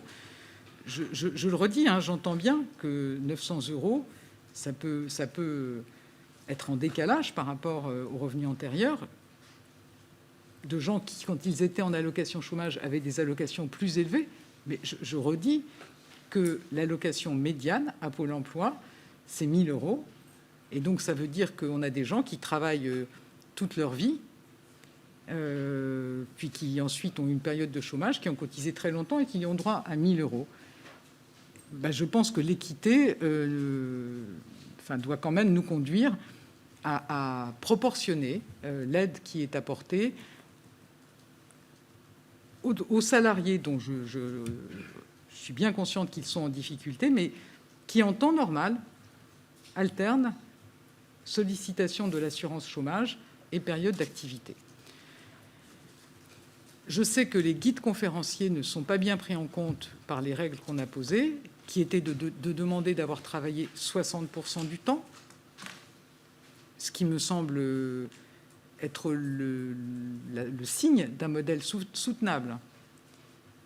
Normalement, vous avez à peu près un jour d'assurance chômage pour un jour travaillé, donc si vous alternez des contrats et de l'assurance chômage, de travailler 60% du temps me semble une bonne mesure. Les guides conférenciers ne sont pas du tout dans cette situation. Ils sont dans une situation totalement atypique et on a prévu avec Roselyne Bachelot de regarder spécifiquement leur situation qui, effectivement, est assez différente de ce qu'on peut trouver ailleurs puisqu'ils travaillent moins de 60, sans doute moins de 50%. Donc, vous voyez, du coup, c'est quand même quelque chose qui peut poser question, finalement, de travailler moins de 50% du temps et 50% à l'allocation chômage. C'est quelque chose qui peut poser question, en tout cas qui pourrait poser question aux salariés qui, par ailleurs, cotisent à l'assurance chômage et qui ne sollicitent pas l'assurance chômage. Donc je pense qu'il faut qu'on soit vigilant et c'est pour ça que, effectivement, la mission qui a été confiée à Jean-François Mbaye et à Xavier Iacovelli, c'est quand même de regarder comment on arrive à répondre à des besoins. Enfin, vous voyez, moi, je peux entendre les traiteurs peuvent travailler effectivement sur prestation. Moi, rien n'empêche les traiteurs de faire des groupements d'employeurs, de prendre le risque d'avoir un certain nombre de salariés en CDI, quitte à ce que le CDI... d'abord, quitte à ce que tout le monde ne soit pas couvert et quitte à ce que le CDI puisse ensuite donner lieu à des heures supplémentaires. Mais je ne vois pas pourquoi... Je ne pense pas que ce soit une bonne idée de conforter un modèle qui s'avère en tout cas percuté par la précarité et qui pose un vrai problème d'équité par rapport aux autres salariés. Mais je pense que vos collègues auront l'occasion de creuser le sujet pour trouver des réponses de sécurisation de ces salariés. Sur le développement du télétravail, pour répondre à Marc Delatte, je pense qu'effectivement, heureusement qu'on a eu le télétravail pour continuer l'activité économique. Dans le premier confinement, on avait été très loin, c'est-à-dire qu'on avait plutôt dit « restez chez vous et voyez ce que vous pouvez faire à distance ». On a souhaité, dans le deuxième confinement, préserver l'activité économique et donc les emplois. Et donc, on a posé la règle que on télétravaillait dès lors que l'activité était réellement réalisable à distance. On a en effet un essoufflement, mais je pense que moi je mesure pleinement à quel point c'est dur pour un salarié qui est en télétravail depuis des mois de ne pas voir ses collègues, de ne pas échanger, de ne pas avoir les moments de convivialité qu'on peut normalement trouver dans le travail. Dans la période que l'on vit, ça reste évidemment un levier très important pour réduire les interactions. Mais au-delà, alors les partenaires sociaux se sont projetés dans le télétravail comme pratique pérenne dans l'accord national interprofessionnel qu'ils ont signé. Et du côté du gouvernement, nous souhaitons aussi réfléchir à la façon dont on pourra encourager, faciliter le recours au télétravail. Parce que, comme vous l'avez dit, c'est une façon sans doute d'avoir un aménagement plus équilibré de notre territoire. Je pense que c'est un très bon contrepoids ou pour un contre-feu pour éviter la tendance à la concentration de tous les emplois dans les métropoles, souvent parce que le conjoint ne peut pas avoir un emploi si on est dans une ville moyenne. Et donc, je pense que c'est quelque chose de très positif en termes de fatigue pour les salariés, en termes de réduction des émissions de gaz à effet de serre, par exemple, et en termes d'aménagement du territoire. Et donc, du coup, on sera amené à regarder comment on peut accompagner cet essor du télétravail, évidemment en lien avec les collectivités. Pour répondre à monsieur le député Perrot, je vous confirme que ce sont bien les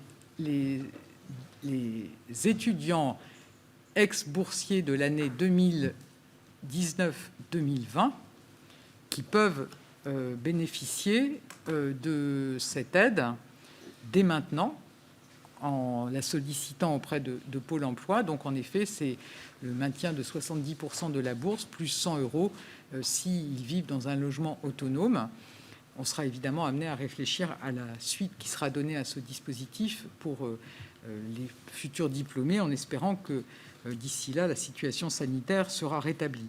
Mais donc, on a bien en tête, comme vous l'avez souligné, les 700 000 jeunes qui sont arrivés sur le marché du travail en septembre, et c'est pour eux que nous avons mis en place le plan Un jeune, une solution, qui, je pense, a quand même porté ses fruits. Moi, je le redis, 1,2 million de jeunes de moins de 26 ans embauchés en CDI ou en CDD de plus de 3 mois d'août à décembre, donc autant qu'en 2018 et en 2019, ça montre que les aides à l'embauche, que les aides à l'apprentissage ou au contrat de professionnalisation ont porté leurs fruits, et je pense qu'on peut tous s'en réjouir.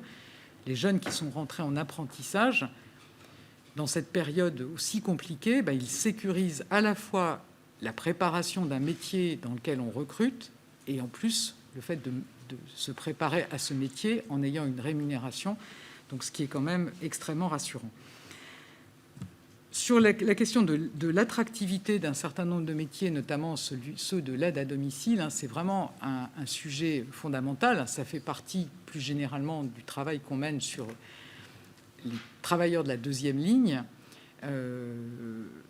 spécifiquement sur tous les métiers du sanitaire et social, parce que ça met en jeu d'abord différents ministères, celui des solidarités et de la santé, le ministère de l'enseignement supérieur et de la recherche, le ministère du Travail. On a confié une mission à M. Lafourcade pour nous aider à fluidifier les parcours de formation vers ces métiers. Et dans le cadre du travail sur les travailleurs de la deuxième ligne, on prendra bien en compte la nécessaire revalorisation de ces métiers. Il y a des besoins absolument considérables. Donc il faut qu'on travaille à rendre ces métiers attractifs, ce qui passe par d'abord l'image de ces métiers, certainement les parcours de carrière dans ces métiers. C'est tout à fait le rapport de Myriam El Khomri qui pointe très bien la nécessité de plus de sécurité. Là aussi, c'est des métiers qui sont souvent à temps partiel subis ou dans lesquels les frais de déplacement sont mal pris en compte. Donc il y a des enjeux à la fois de rémunération, d'accès à la formation, de parcours professionnel. Donc c'est tout le travail qui est engagé effectivement en lien entre nos 3 ministères, Solidarité, Santé, Enseignement supérieur et Recherche et Travail. Je n'ai pas connaissance de retard dans les versements de l'activité partielle. Je suis très, très vigilante, vous voyez, et je vous confirme qu'à contrario, il y a eu du retard, si je peux dire. En tout cas, on a mis un certain temps à mettre en place les aides à l'embauche des jeunes et les aides à l'apprentissage. C'était nouveau, ça a été créé en urgence, et les paiements, le système d'information s'était mis en place début octobre, et on a eu un afflux de dossiers. On a été quelque part victime de nos succès, mais je ne souhaite pas que les potentiels bénéficiaires de cette prime soient eux-mêmes victimes. Donc on a vraiment mis le paquet pour accélérer sur le paiement des aides à l'embauche et des aides à l'alternance. Par contre, pour surveiller très attentivement les délais de paiement de l'activité partielle, on est à 9 jours en moyenne, c'est-à-dire le même délai que ce qu'on avait dans le premier confinement. Et donc, s'il y a une difficulté particulière, il faut vraiment le signaler à nos services pour qu'on regarde ce qui a pu se passer. En tout cas, je peux vous assurer que je suis très, très vigilante sur ce sujet. Sur les questions concernant la déclinaison, où sont ces 500 000 apprentis ? je crois qu'en fait, on peut se féliciter que cette croissance de l'apprentissage soit très également répartie sur tout le territoire. Toutes les régions progressent sensiblement de la même façon. On a en termes de secteurs, les secteurs traditionnels de l'artisanat, du BTP, de l'industrie qui ont conforté leur nombre d'apprentis, si je peux dire, avec des légères progressions. C'est les commerces et services qui ont beaucoup tiré la croissance de l'apprentissage. Donc, j'ai évoqué la vigilance sur le bac et infrabac. Moi, j'ai aussi une vigilance sur l'artisanat et sur les métiers traditionnels. Donc, effectivement, l'industrie, moi, je me souviens quand je suis arrivée à la tête de mon ministère, on avait des prévisions très noires sur l'apprentissage en général et dans l'industrie en particulier. Donc là, on a pu stabiliser le nombre de contrats d'apprentissage. On va regarder avec ce secteur comment on peut booster les contrats d'apprentissage pour la prochaine rentrée, parce qu'on continue à manquer de tous ces métiers industriels, alors que ce soit les traditionnels soudeurs ou chaudronniers, dont il faudra peut-être changer les noms, parce que je pense que chaudronniers, personne n'imagine qu'on a besoin d'eux pour finaliser les ailes de nos avions. Et puis par ailleurs, on a aussi tous les nouveaux métiers liés à la digitalisation de l'industrie sur lesquels on a d'énormes besoins. Donc on va mener ce travail avec les différentes branches de l'industrie pour voir comment on peut accélérer encore pour la rentrée 2021. Sur le chantier partage de la valeur, donc je vous confirme que ça fait partie des chantiers qu'on a ouverts avec les partenaires sociaux. On a d'abord commencé par leur demander les propositions, et nous ne sommes pas déçus puisque nous avons 120 propositions qui ont été transmises par les 8 organisations, qui ne sont pas toutes convergentes, ça ne vous surprendra pas. Donc nous avons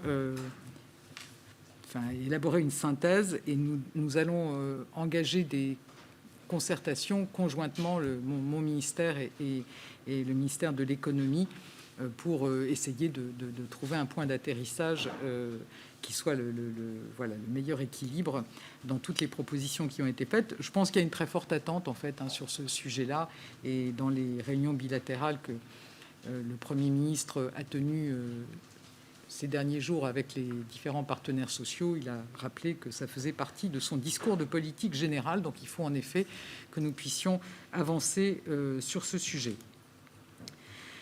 Sur la valorisation des métiers, moi je retiens tout à fait ce que dit Catherine Fabre sur le fait que je pense que les jeunes qui n'ont pas envie d'être salariés n'ont pas forcément en tête que aller par exemple vers l'artisanat,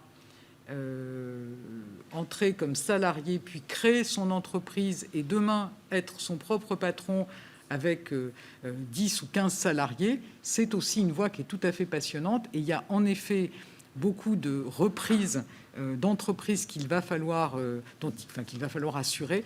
Donc on a certainement un travail à faire pour faciliter ces reprises d'entreprises et montrer à quel point c'est des métiers qui peuvent être attractifs, y compris pour ceux qui n'ont pas envie de passer leur vie en tant que salariés. Je pense que c'est très très mal connu et du coup on a certainement à bien valoriser cette dimension. On est très attentif aux jeunes sans contrat. Peut-être, je crois qu'au dernier point, on était à de l'ordre de 30 000 jeunes sans contrat. Il y a différentes situations.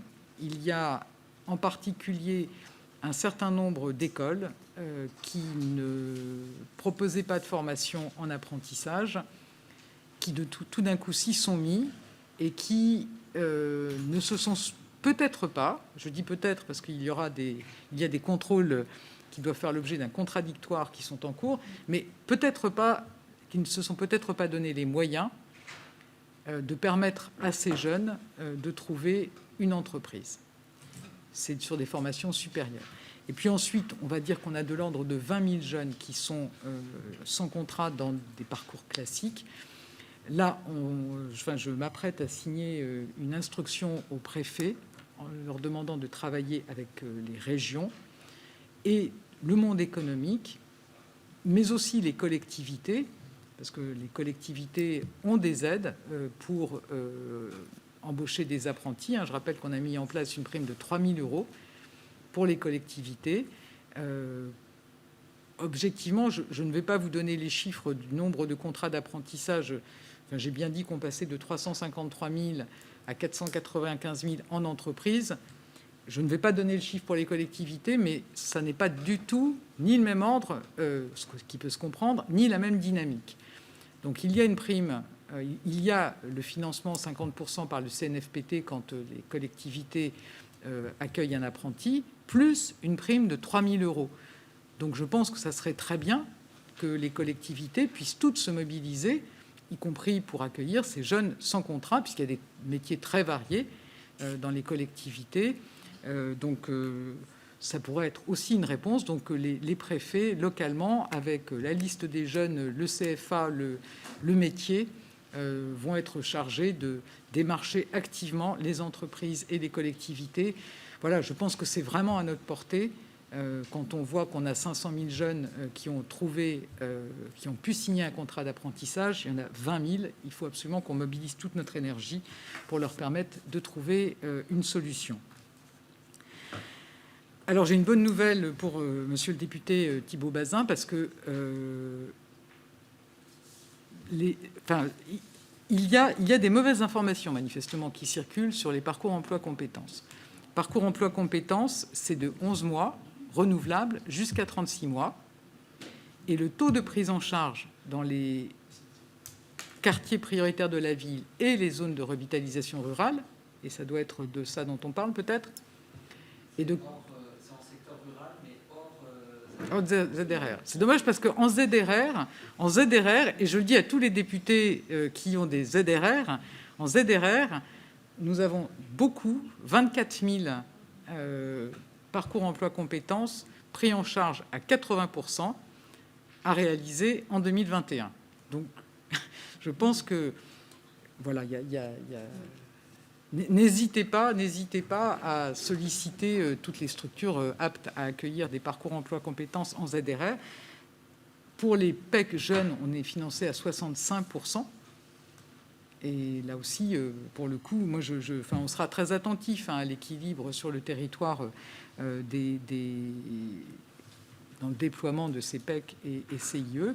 Mais on diffusera peut-être, on est en train de repréparer la fiche de présentation de ce qu'est un PEC, un parcours emploi compétences et un CIE, parce que je me rends bien compte qu'il y a des mauvaises informations qui circulent sur le fait que ça serait très court, sur le fait que ça ne serait pas renouvelable. Donc ça n'est pas le cas. On va vous passer rapidement toutes les fiches décrivant ces dispositifs. Sur le dispositif transition collective, donc le principe, c'est que ça s'adresse à des entreprises qui ne sont pas... ça ne traite pas des situations à chaud. Donc ça suppose de gérer en anticipation des emplois menacés qui peuvent être identifiés notamment dans le cadre d'une gestion des emplois et des parcours professionnels au sein d'une entreprise. Ensuite, les salariés peuvent être accompagnés pour se former sur des métiers en tension dans le bassin d'emploi. Le caractère métier en tension étant validé par les CREFOP, donc les structures paritaires qui travaillent sur les enjeux de formation professionnelle. Donc, nous avons sollicité les préfets à la fin de l'année dernière pour qu'il y ait ce travail qui se fasse d'identification des métiers en tension, qu'on pourra affiner, parce que pour l'instant, c'est plutôt à l'échelle régionale, et l'objectif est bien de travailler par bassin d'emploi.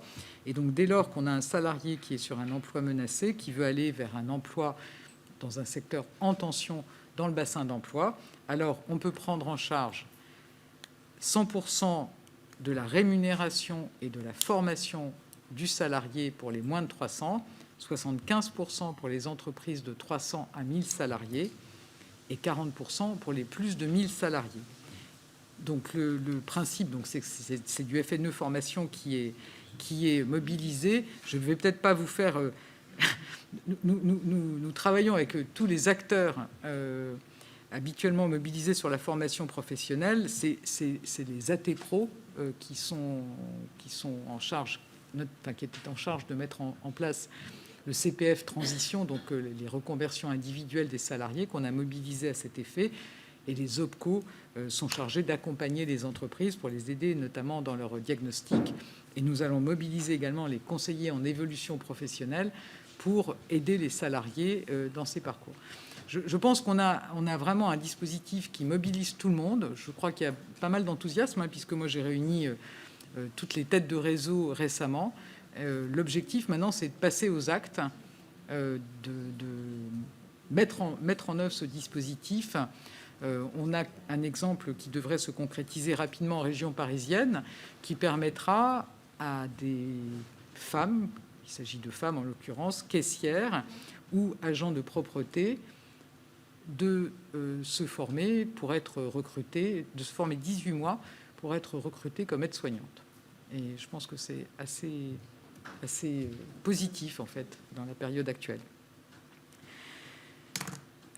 Sur les problèmes de paiement des aides à l'embauche, on est en train de les résorber. Et donc, on a recruté 200 personnes supplémentaires à l'ASP pour pouvoir résorber, pour tenir